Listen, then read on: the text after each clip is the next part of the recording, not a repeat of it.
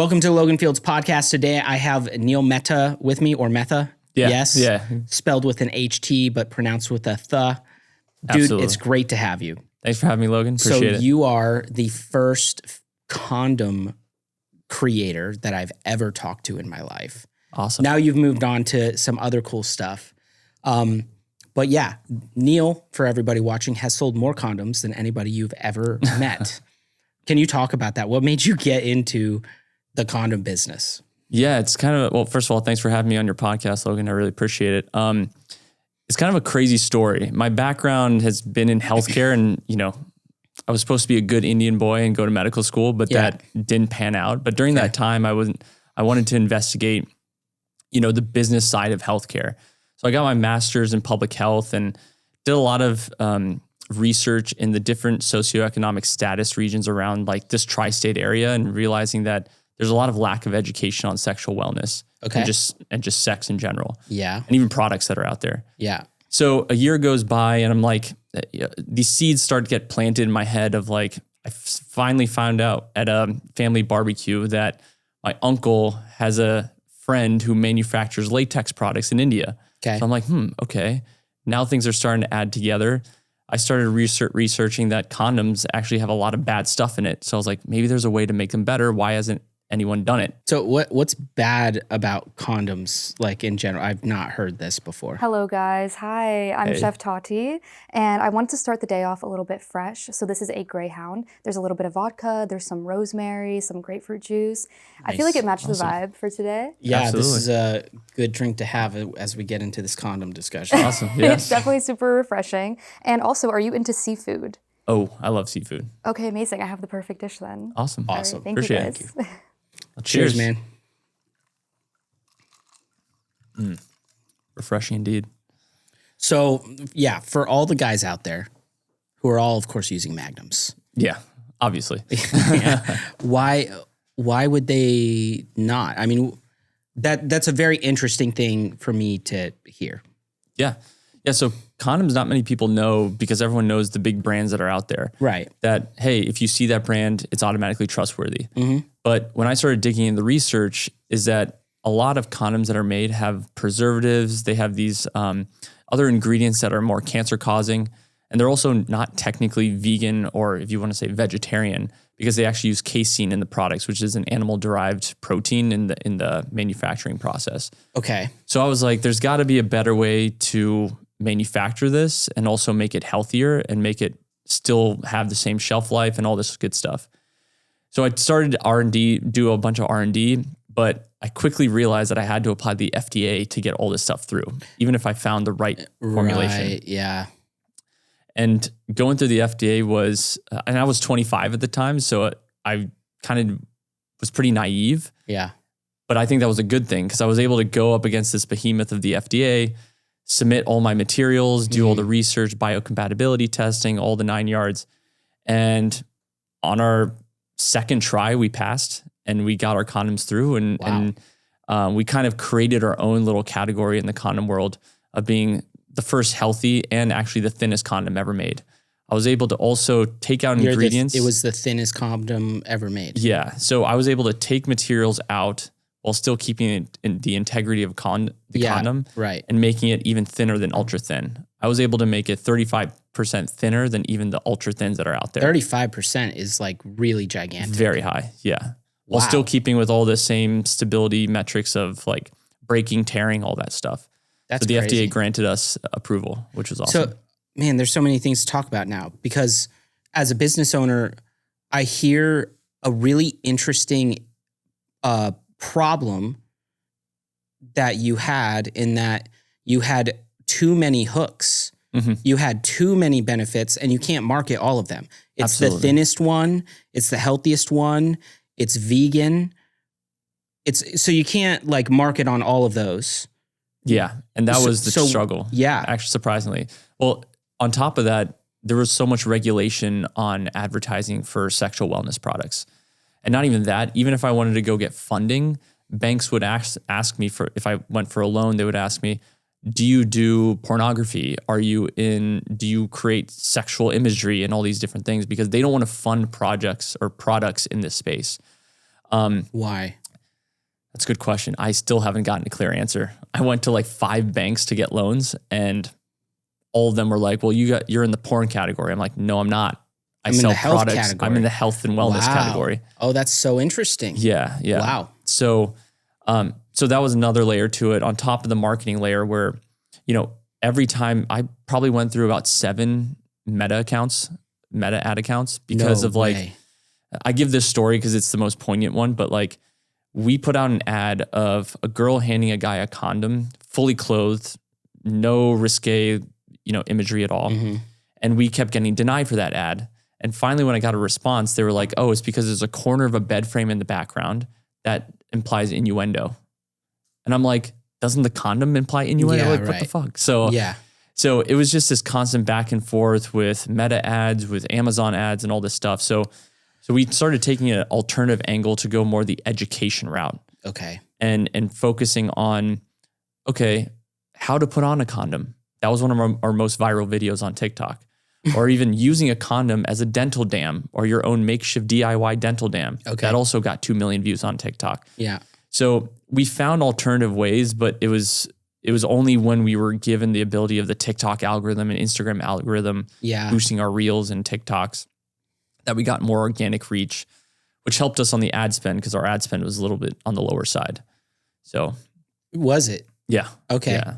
We focused our ad spend more on the influencer route rather than we're going to do Meta ads or TikTok ads because we were getting denied so many times. Yeah. I'm like, why don't we put money into influencers and also just placements in like publications, listicles and those different things because people still trust them. So we found some advantages there to kind of skirt around the Meta ads platform and stuff, but it was very hard to scale at that rate because Meta just had such a big influence on ads that, we had to find a way. So we started dabbling a little bit more once the restrictions started easing up a bit. Yeah. But it was still a struggle. That's really, it surprises me because I would just think that it so obviously falls in the health category and that maybe there would be certain types of ads that they're like, nah, okay, you're crossing the line. But just the condom in general being problematic is really interesting to hear. So what did you land on as the hook? What sold the most? Was it the fact that it was thinnest, that it was vegan, that it was healthiest? What was the main hook? So actually vegan and healthiest was a pretty good differentiator because the other big brands like Trojan, Durex Lifestyle, they were never hawking that kind of feature. Yeah. They were always just like, oh, it's like it's never there, or this invisible condom. Like they were going more on the thinner or like that's it what doesn't I feel would like have it's there. Assumed would be the winner. Yeah. But because we took the completely separate approach and we were able to attack those other brands in terms of they're not healthy. Got it. We were able to create we were able to create a niche for ourselves. So then we actually started pitching to a lot of retailers who were like, with our product, people still trust if it's in stores. Condoms are still such a, taboo thing, but also a very risky thing. You could get pregnant off of it. That is a risk. But when people see things in store, they kind of let their guard down a little bit and see it as a trustworthy product, which they should because stores and retail do some vetting. So we were like, let's pursue the retail route. So we ended up getting in about 400 retail locations, one a really big Midwestern grocery chain, and then one we partnered with a big wholesale group that supplied a bunch of the Love Honeys and the Adam and Eve stores and even the mom and pop sex shop, on the exit ramp of your town or whatever. Mm-hmm. So we were able to get in a lot of storefronts, which helped again our kind of organic push for things and to get our kind of brand name a little bit more well known. You're saying so many things that are like really, because this is not a world that I'm in at all. I'm massively surprised that the thinness was not the main thing. Although I understand how just kind of pattern disrupting and doing what nobody else is doing would have worked. First of all, am I correct in assuming that men buy most condoms? Yeah. Okay. I think I'm a little surprised that there was that many men that were hooked by the fact that it was healthy or vegan. Because I don't think men are like getting turned on like, man, I hope this is healthy for me. Do you know what I mean? Oh yeah, totally. Yeah. And that was one of the bigger things too. And that was like what I was grappling with. I was like, do we just go kind of full, like we know the guys are going to be buying them more so than not. So Right. like, do we push more the men demographic, or do we kind of still see how this kind of healthiness plays out? And we started realizing that we were getting about a 55% to 45% female to male ratio. I was about to ask. Okay. Which was pretty interesting. And I was being the face of the brand. So me being a man, also the women also saw that as being, they actually saw that as not being an impeding factor to buy the product, because they saw it as, if it's healthy, if it's good for me and it makes me feel better, then it gives me peace of mind. I'm going to use it. Yeah. And then it was a benefit. So the guys that actually were in relationships, we did some surveying. We found the guys that were in relationship buying our product, they bought it because their spouse wanted to be healthy also. That makes sense. So yeah, we were able to drive enough men to buy it because they do realize that the women or the partners that they were going to be with wanted to be in the healthier, wanted something healthier. So is a typical condom, is it more of a health risk for the woman in the scenario or for the man in the scenario? I would say both, but more so the woman, because the woman's vagina is very pH oriented. That makes sense. Right. And when you have sex, regardless with a condom or without, your pH gets imbalanced. And so if you're including a condom in it and it has all these preservatives and these nasty ingredients, then it's only going to cause more issues. And the woman's vagina is actually one of the most absorbent areas, any parts of your body. Yeah. So you're absorbing everything that comes in contact around there. And so that's why our product line grew to being more feminine hygiene as well.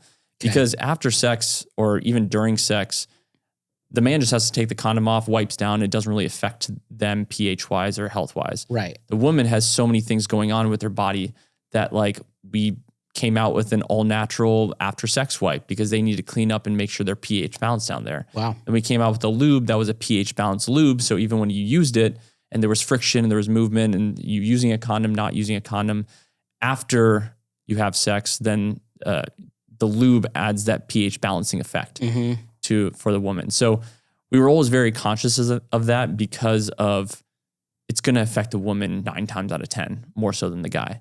That makes sense. Before we move on, are there any like wild facts or statistics that I would be interested to hear? Facts or statistics or more like experiences that I went through? All of it. All of it? Okay.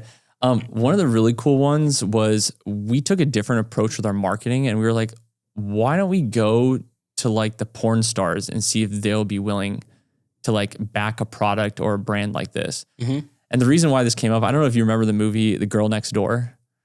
Oh yeah. Yeah. Where like at the end of the movie, it's basically these like porn stars teaching them how to have sex or like safe sex. And I thought about that same thing. I was like, what if we did a similar campaign where we had these people who have been in the industry, who are in the industry and are probably more healthy than the average person having sex. Let them be an advocate for it. Yeah. So we partnered with a few porn stars. One in particular, Kendra Lust. Shout out Kendra. She was awesome. Yeah.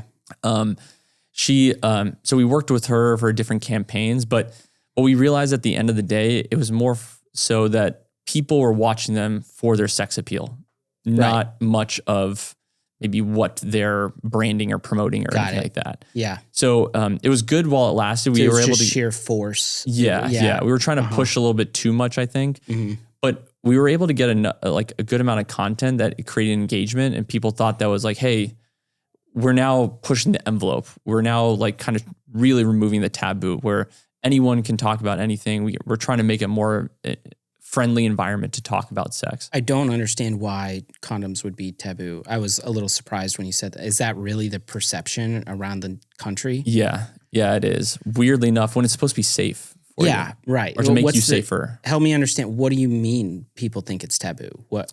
So actually, here's a story about one of the retailers we initially partnered with. So they were like, this was another Midwestern grocery chain. They had about 100 plus stores or something like that, but they were still family run. Okay. And they're a very conservative family, low key, churchgoers, stuff like that.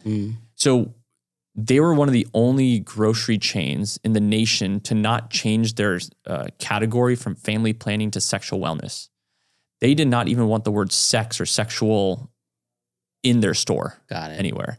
So that's the type of mindset that like we had to overcome of, in retail or even, people reviewing our products and stuff like that.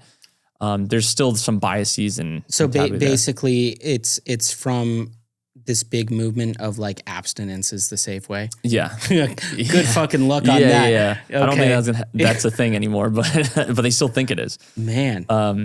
And my whole thing and me growing up as an Indian American, like sex is very taboo. Like there's no way we were talking about it in my house. Okay. Although my parents were super like progressive, super like allowing me to date whoever I want, but it was still sex in general is a very taboo subject. Got it. And then once you get into college or you grow up, you have to figure it out yourself. And I think that's a worse way to go because then you may not be using the right product or you're not using products at all. Yep. Actually, one of the most Googled questions is how to put on a condom.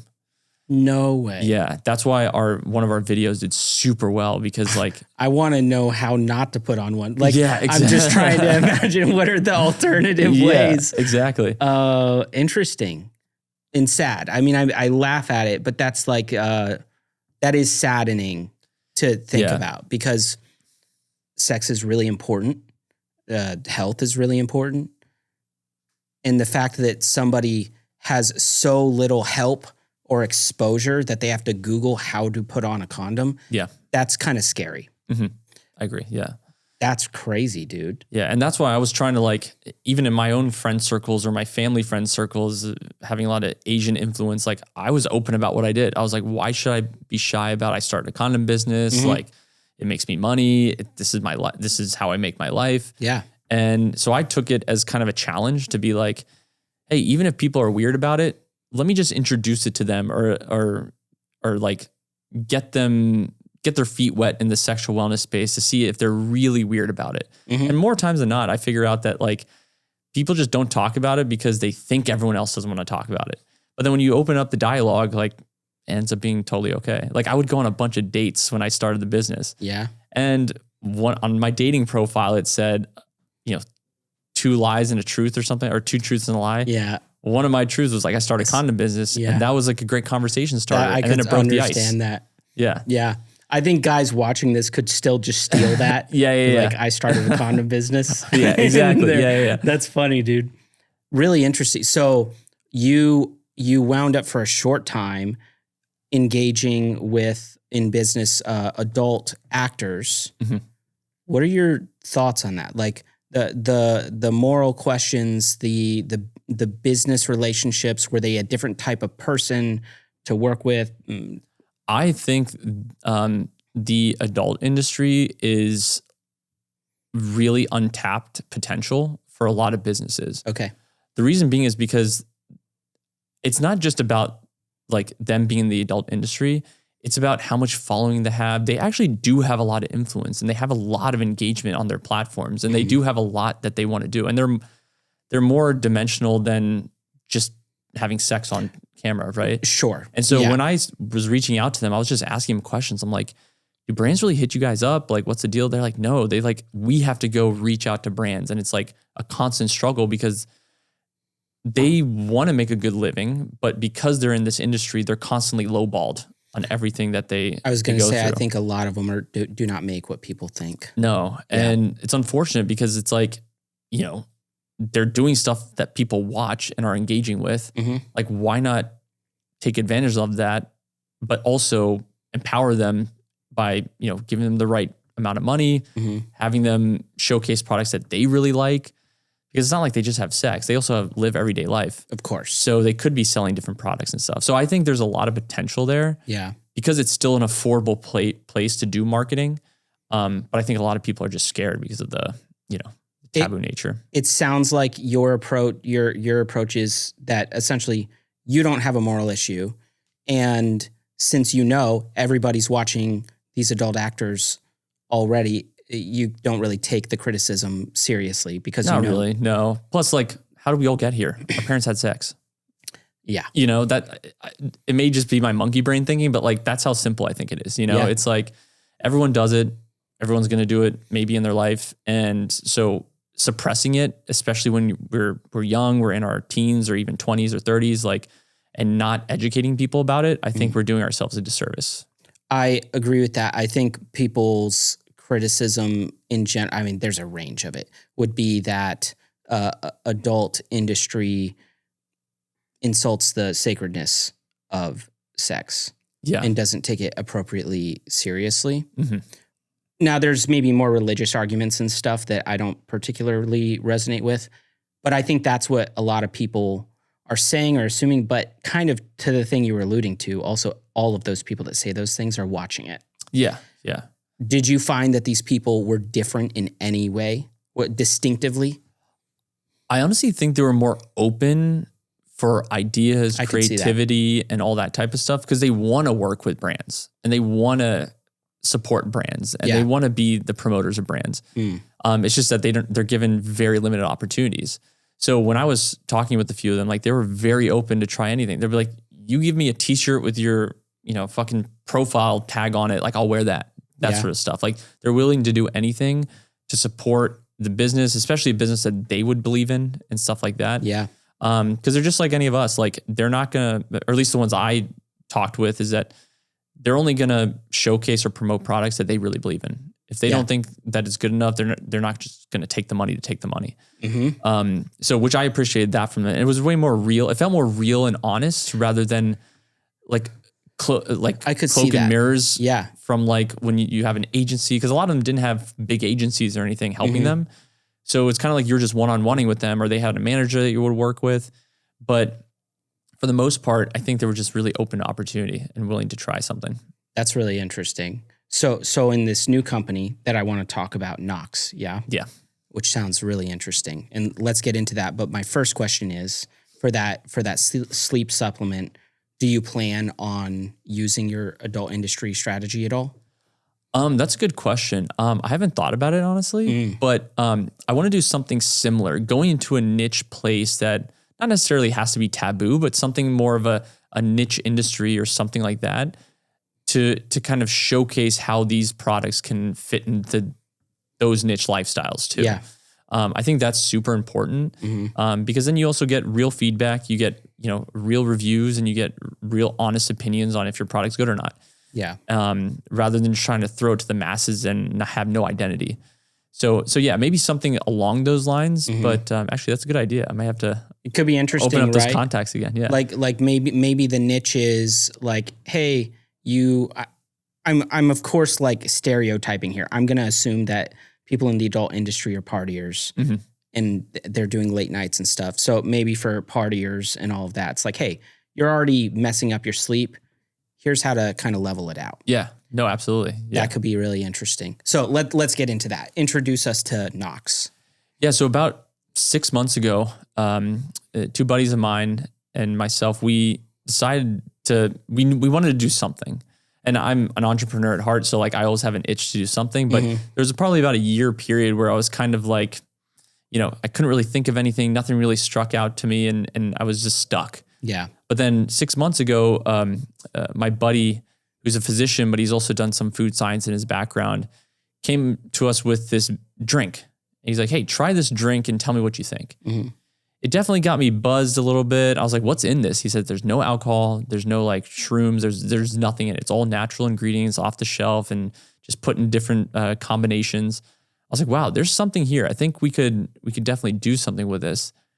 And then I went to sleep that night and I woke up probably the freshest I've ever felt in a long time. And so I called him and I'm like, dude, I think you're onto something in terms of sleep, not just like a nice beverage or a mocktail or something like that. Yeah. I think this is like something that could help you like actually get effective sleep. So over, 3 months, we tested out different formulations. We didn't want to use melatonin or anything that can be dependency driven. So we removed melatonin. And so we made an all natural formula of L-theanine, GABA, magnesium glycate, and a few other vitamins and minerals in our proprietary blend. And we now have this 2 ounce kind of 5 hour energy shot, but it does the exact opposite. You take it probably 30 minutes to an hour before bed, and it does three primary things. Number one is that it helps you wind down. The biggest problems that, at least what I've had, and most people I know who have a problem with sleep, is at the end of the day, you're probably on a super high or on a super low. It's hard to find that middle ground to wind down to sleep. And the second thing is, like, when you get to sleep, are you having deep, effective sleep? Not just the REM cycle sleep or anything like that. It's like actual deep sleep, and for a long, sustainable period of time, and not waking up to like pee or waking up to do different things. Sure. And then the third is just not being groggy. You want to wake up fresh. You want to try to avoid caffeine if possible. You want just your most natural circadian rhythm to take over. Yeah. So that way you're not reliant on other things. Yep.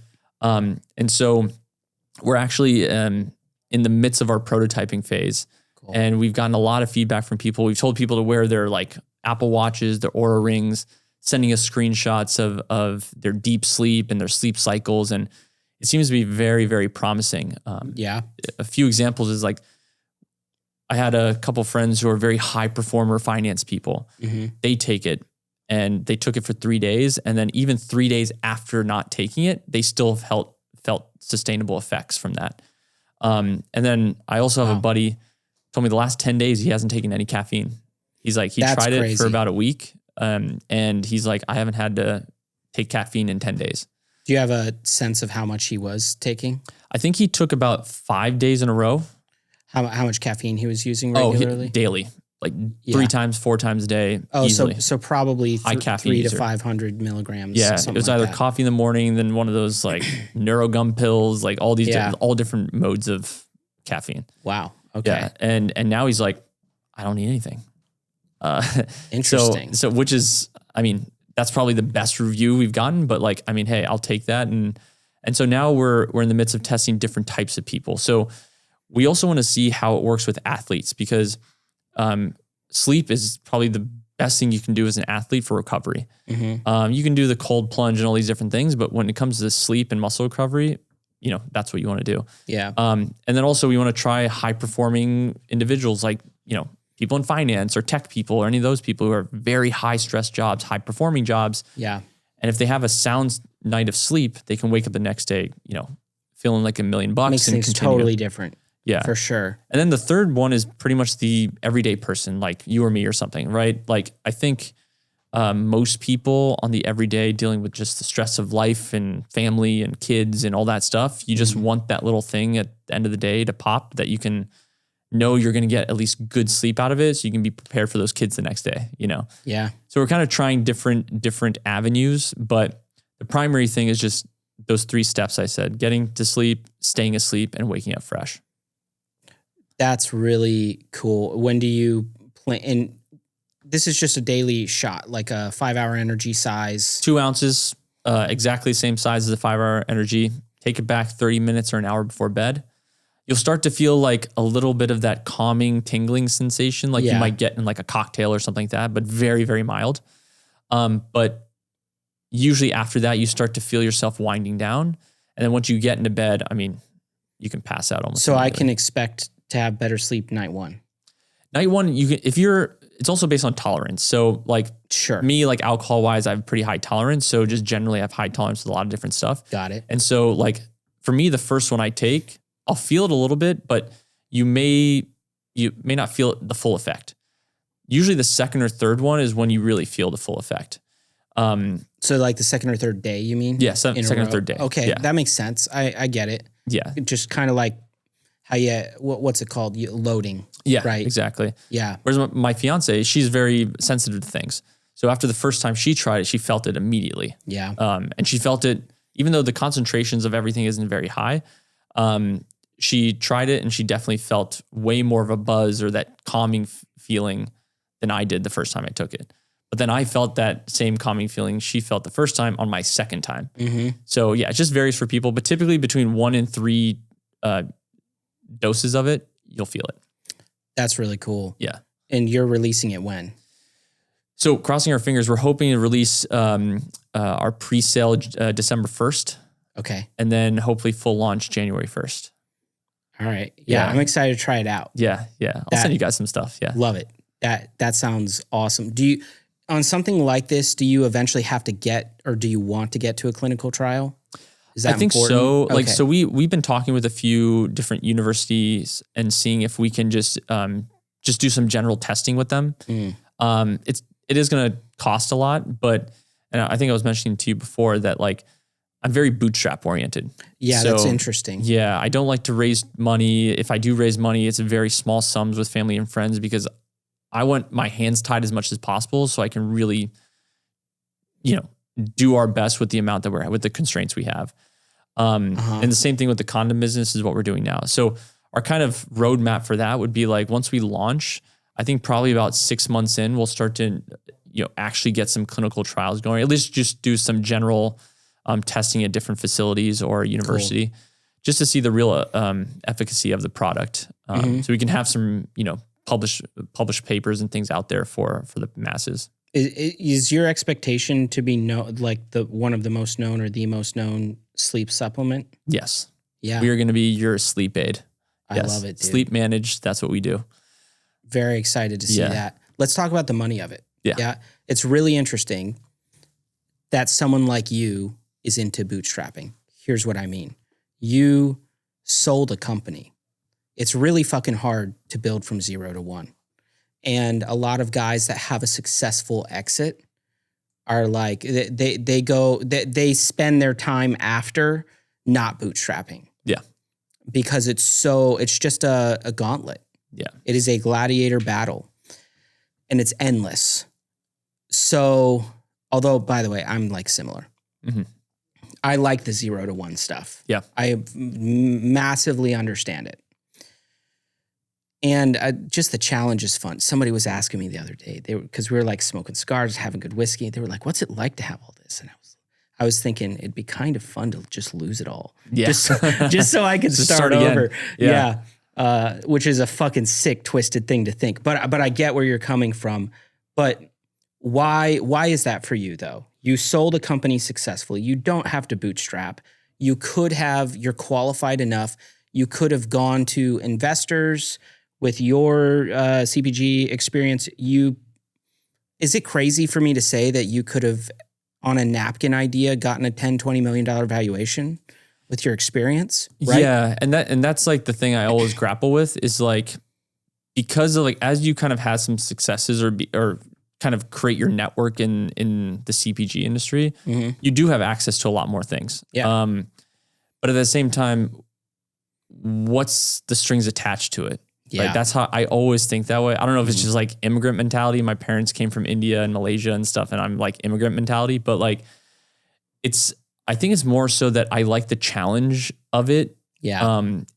My dad, he's a physician. He started his own practice from $1,000 he had. Yeah. And he created his own physician empire. So I'm like, if he can do it. Yeah. And the reason why he could is because he knew his shit. He was prepared every day for work. He was a good clinician, good bedside manner. He knew he had all his boxes checked. Yeah. It's just now putting it to work every day and chart and billing. That's all it was. Yeah. So I'm like, why don't I simplify it for myself too? All I need is sales. So what can I do with no money that can get sales? If that means I have to go to, the farmer's market, set up a booth and start selling my product, I'll do it. If that means like I literally have to stand on the side of the street, extra read all about it. We got Knox, like help you sleep better. I'll do that too. Yeah. Because I do think there is value in getting investors, but I also think there's a bigger value in kind of crash coursing it yourself a little bit. Yeah. Until you really get to the point of like, oh shit, okay, maybe I should go and raise a little bit of money and maybe that will help. But I think you should never get to the point of diluting yourself too much if you really believe in the business on the equity from the start. Yeah, from the start. So as you get few years in, that it's totally different game. I get it, right? Because you're going for massive exits and all of that. It's you and a partner. 2 partners, yeah. 2 partners.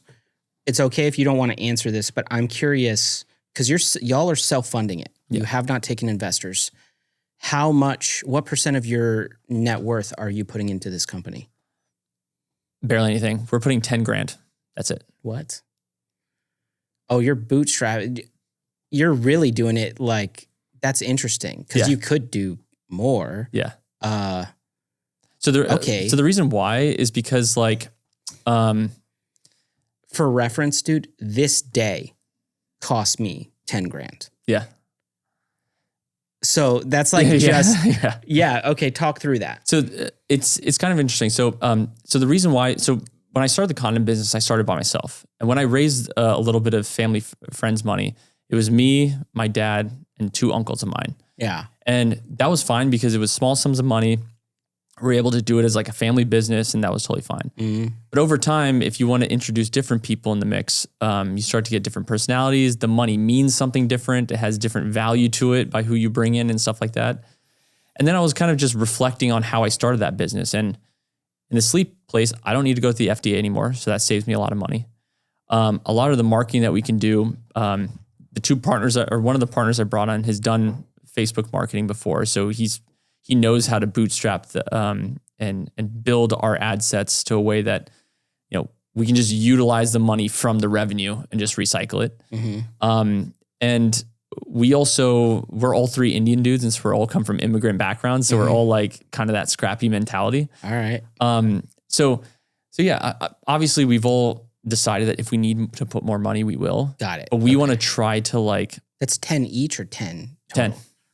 God, that's crazy, dude. Yeah. But this is, I should probably preface it by saying this is not for inventory itself. I get this it. is 10 for like starting everything up, getting all the pieces in place, and like launching. So inventory, well, that's a whole different budget, but like, but yeah, we wanted to challenge ourselves. And I've talked to a lot of people in the CPG space, a lot of them who started from raising $1 million to starting with $1,000. I mean, it's all over the place. Mm-hmm. So I told my 2 partners that like, and I'm the only one from the CPG space specifically. So I told them, I was like, look, let's challenge ourselves with 10K to do all this stuff, at least all the prelim stuff, because we have the skill sets. We can do it internally. You don't need to hire people or, you know, get contractors. We have a lot of the skill sets in house. So why don't we just grind it? You know, we're still young. Like I'm 35. My other partner's 36. My other one is 25. Like we're still young. Like we got the time. We got the grind to do it. Right. So yeah, we're just trying to kind of challenging ourselves at this point. That's really cool, dude. Yeah. Are you going to pre-sell it or anything like that? So that's actually the kicker on why we're doing it with the lower budget, because we're trying to go the pre-sale route. So trying to garner enough upfront pre-sale revenue to then go fund our purchase orders and stuff like that. I interviewed somebody recently called Ben, who now he owns a software. He pre-sold like $5 million. Wow. So I might put y'all in touch because he please. might have some That'd interesting things to say. I'm all about the pre-sales. Yeah. It validates it. It creates hype. It puts capital in. Mm-hmm. So I really like that. Do you have kind of a strategy in mind on how you're going after this?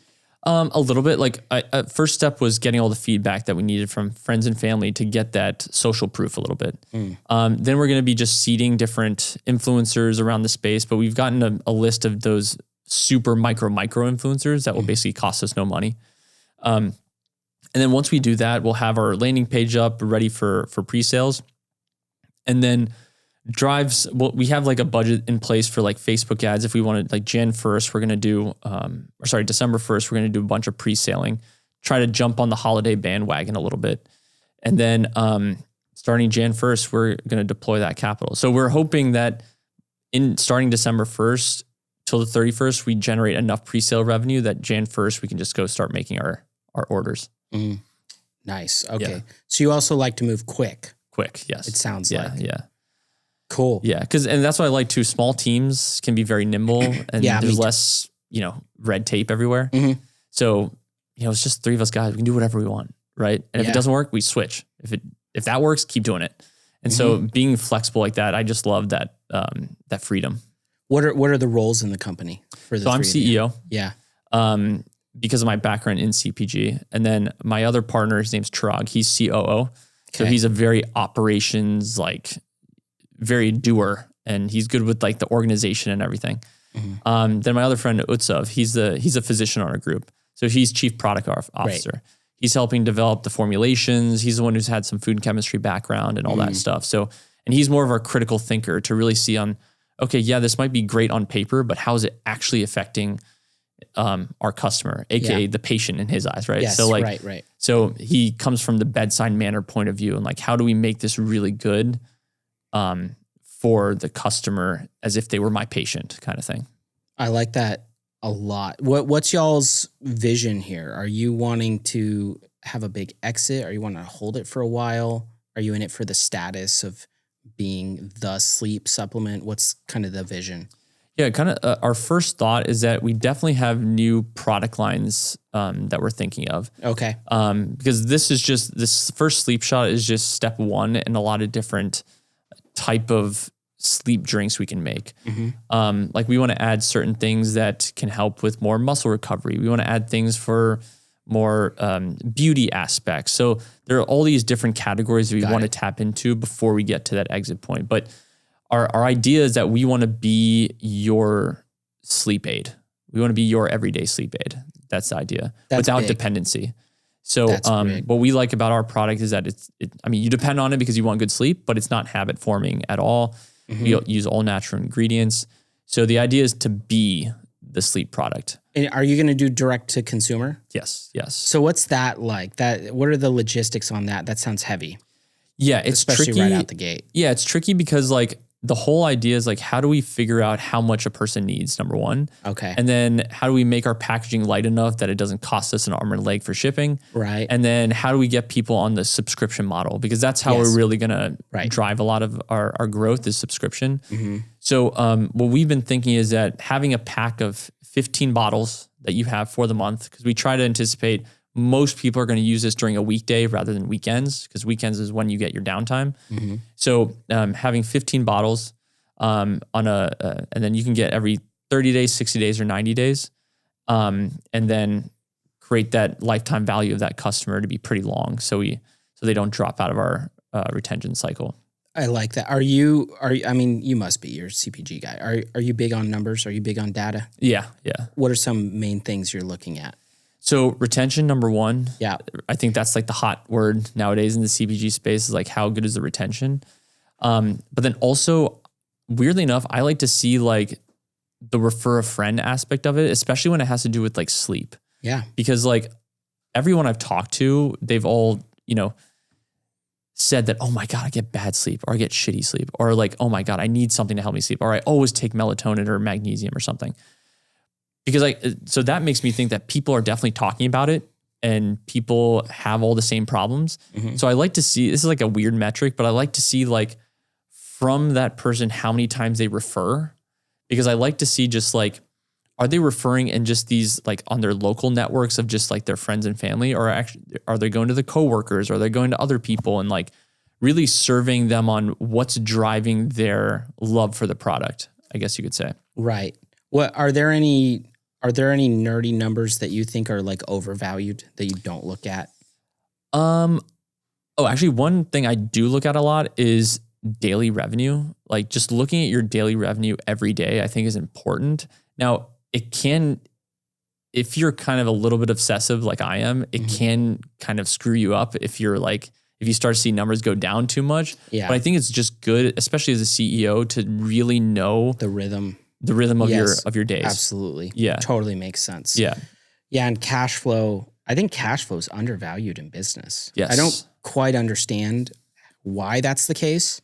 If you own a business, one of the biggest things, one of the best decisions I've ever made, I own a software development company. We make mobile apps, web-based software, is we moved from monthly to weekly invoicing.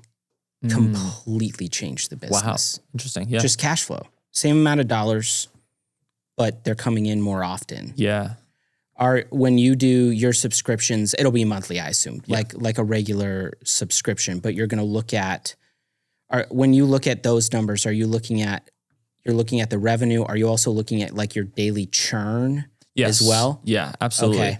Because even when I was running the condom business, we did subscriptions there as well. Mm-hmm. And one thing I noticed is that you can tell certain indicators from like different life events that they happen for them. So like we would send out periodic surveys on like, especially when someone would drop out of our subscription program, we would send them a survey and ask them why and all these different questions. Did you get responses on that? Yeah, surprisingly, we got some good responses. Why do you think that is? Because if I cancel something, I'm like done.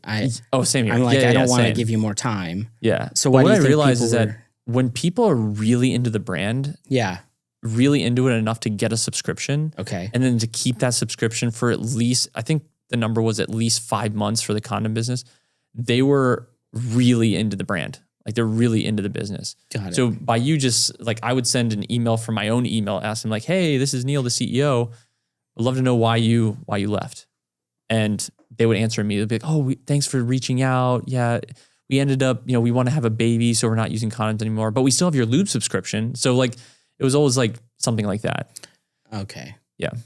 Are you doing in product stuff? So these are the pan-seared crab cakes. Awesome. Nice. So Thank they're you so much. super light and citrusy with a bit of spice just to keep things like a bit Thank you. interesting. Love it. And they're paired with a cocktail sauce as well as a tartar sauce to keep it classic. And yeah, I hope you guys enjoy it. Thank Awesome. you Thanks so so much. much. This looks good. Okay. That went by way quick. This is what we're going to do. We're almost done. We got just a few more minutes. I'm going to go through some rapid fire questions while we eat. The rule is though, we have to keep eating. Okay. Yeah. You can't just take one bite and then stop while we answer questions. But first, let's try this together. Yeah, definitely. Cheers. Cheers, man. Mini crab cakes. Yeah, that's good. Can't go wrong with crab cakes. Are you ready for me? Let's go for it. So obviously, we didn't get into this much and all that. You're into sports. Let's talk about that a little bit. Yeah. Cubs game in Wrigley or Bengals game in Cincy? Oh my gosh. Cubs and Wrigley. I mean, it's so iconic and it's just like, it's a different I think experience. the at Wrigley. energy's better. Yeah. Right? I totally agree. You're a big traveler, right? Yes. Points upgrade to first class or free luxury hotel suite? Oh man, I was actually having this debate with my fiance the other day. We love like giving these type of scenarios to each other. I would say hotel suite just because like if I'm there for an X amount of time, 3-4 days, I want that nice experience the entire time. But don't get me wrong, I love a good first class seat. Yeah. So it's a tough one. It's a coin flip, I guess, but I would have to go with the luxury suite. I dig it. Taekwondo sparring, you're a black belt, right? How long did that take you, by the way? So I got my black belt. So I've been doing martial arts since I was like 4 or 5 years old. Got my black belt when I was in 7th grade. And then I became an instructor. Then I also used to do sparring tournaments and different tournaments around Ohio. Are you still active? No, not much anymore. I get it. Yeah. But taught me so much. Actually, I think that's what helped me out so much for being entrepreneurs, that like you get so much discipline Yeah. and you're really, just the discipline aspect of it changes a lot. What was that feeling like when you got your black belt? Oh, it was awesome. Yeah, I mean, bet. I felt pretty badass, not gonna Yeah, lie. that's Because I was awesome. also into like Mortal Kombat and all those cool like Power Rangers and all that stuff. And when I had that black belt on, oh man, it had my name on it and everything. Oh, it's just it's a different feeling for sure. That was awesome. Taekwondo sparring or tennis match under the lights? I love whooping some ass, but like, damn. I would have to say Taekwondo sparring, surprisingly. Yeah. Yeah, when I used to do tournaments back in the day, like, there's nothing like kicking someone in the head. You know what I'm saying? Like, especially when you got gear on, it's not that bad. But like, it's just a different euphoric kind of experience. Yeah. That's awesome. Cook a 5-course meal or explore a new restaurant? I'd have to say it depends on the day, but like, I think cooking a 5-course meal. Yeah. I've always been into cooking, and my fiance also likes cooking. So like, we love having cooking nights and all that stuff, and That's just fun. like trying different shit. And like, but every now and then, actually, the other day we just created this jar. We just made this jar, and on Post-it notes, we just wrote down a bunch of restaurants we've been wanting to try around Jersey City and Manhattan. And we just put in this jar, and any weekend where we can't decide where to go, pull out of the jar. Cause like, it's so hard to figure out where to go in the city and stuff. So I'm like, let's just pick one out of the jar. We'll book a reservation. So now that's what we've started to do to try new restaurants and That's stuff. fun. What is if you're having someone over and you're going to impress them, what's like your go-to, this is your best dish? All right. I make a pretty gnarly vodka sauce. Yeah. Oh yeah. Good. Very good vodka sauce. And it's a vegan. I'm not a vegan guy, but like it's a vegan vodka sauce. Vegan food can be really good because it focuses on getting creative with spices and sauces. Exactly. Yeah. Yeah. Dude, using coconut milk instead of like heavy cream, it's like the same thing. Yeah. And it just tastes so much better. So, and it tastes lighter so you don't feel as heavy afterwards. So I'd probably do that paired with like this pan-seared salmon I'm pretty good at making. Nice. Yeah. I think every guy should have like 2 or 3 things that they make at chef level, Oh, yeah. which isn't hard to accomplish. Oh, 100%. I agree. Yeah. And then you look like a fucking genius. oh, yeah. yeah. In front of your family, your girl, your spouse, like whatever. Like, yeah. Yep. What's a restaurant I should try around here? Have you tried Roz's Pizza? No. Oh my gosh. Probably the best pizza you're going to have. Better Really? than Manhattan. Yeah. It's in Jersey City. See, I'm in Philly.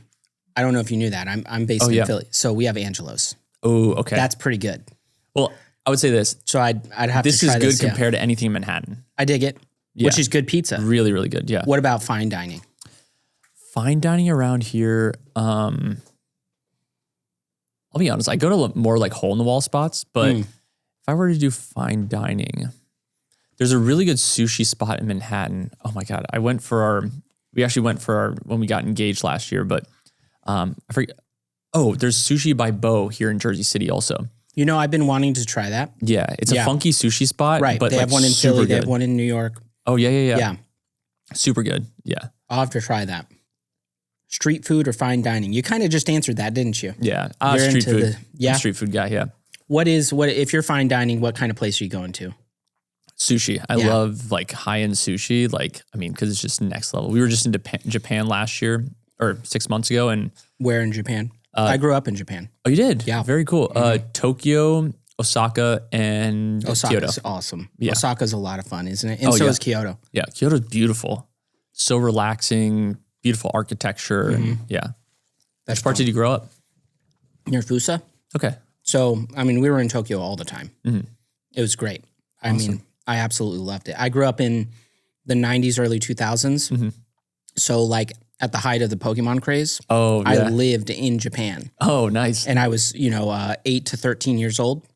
So So you were in it. I was in it. Yeah. And the tech was so far ahead, like the game systems. Oh, yeah. and all that. It was cool. I really enjoyed Japan.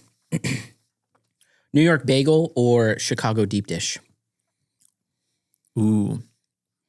Surprisingly, I would probably go New York bagel. Me too. Yeah. I think deep dish is way overrated. Yeah. It's like good in moments, but like I can't have that constantly, you know? No, and I'll be honest, every time I've tried a deep dish, I'm like, I just would have rather had either a pizza or a lasagna. True. Yeah. Like, it's never impressed me. Yeah. It's honestly more on the lasagna side. Solo trip or group adventure?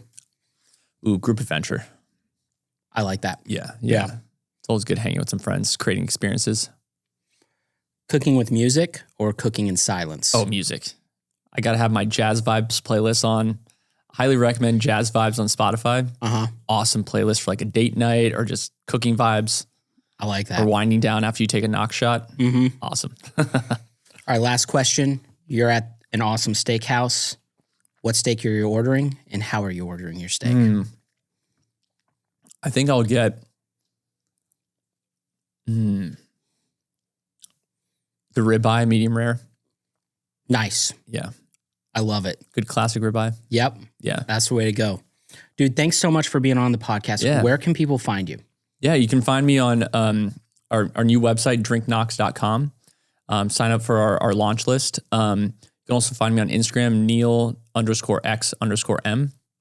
And yeah, stay tuned. We'll be coming out with some sleep drinks here soon. Awesome. All right. Thanks, everyone. I'll see you next time.